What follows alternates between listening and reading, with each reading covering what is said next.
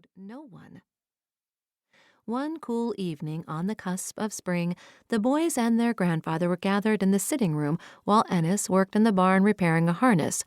The boys took turns using a whetstone to sharpen their jackknives.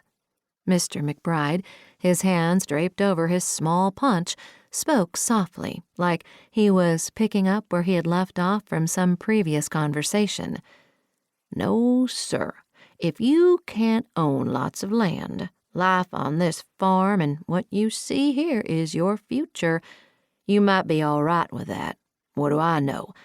Now, here's something I often thought I should do. I believe I'd have made a fine soldier. Point is, there will come a time when you'll have to make up your minds about what you'll do in life. Don't look to this. This ain't your future." The boys stopped what they were doing and looked at her, expecting a response. Joetta flushed with irritation at her father-in-law's statement, and yet she said nothing.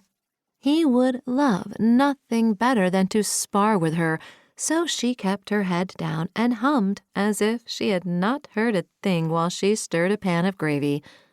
Robert rubbed the edge of the blade with his thumb. "But I like it here." Joetta smiled inwardly. Mr. McBride leaned forward and put his elbows on his knees. "Take Mr. Poole down the road yonder with his thousands of acres and hundreds of slaves at his beck and call. He's living high on the hog over there, making enough money to travel and go places worth seeing. He recently come back from Europe.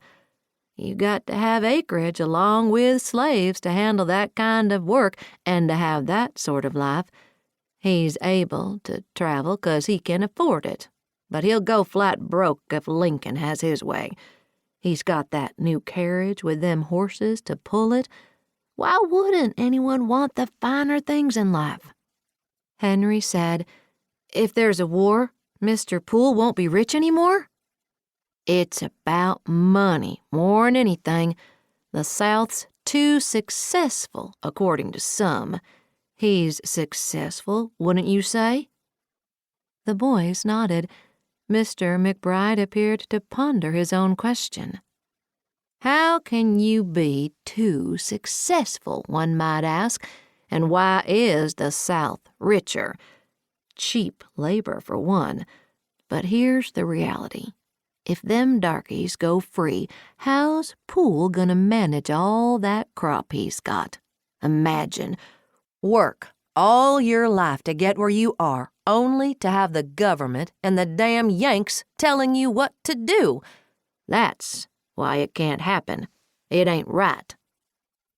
Robert said, "What if we win?" "Why, things would go on like always, what with everyone knowing their place and such. That's a God's honest truth. Listen to me now. I'm telling you, farming like this—" He gestured out the window at the rich land, which gave Joetta comfort but apparently fueled his derision.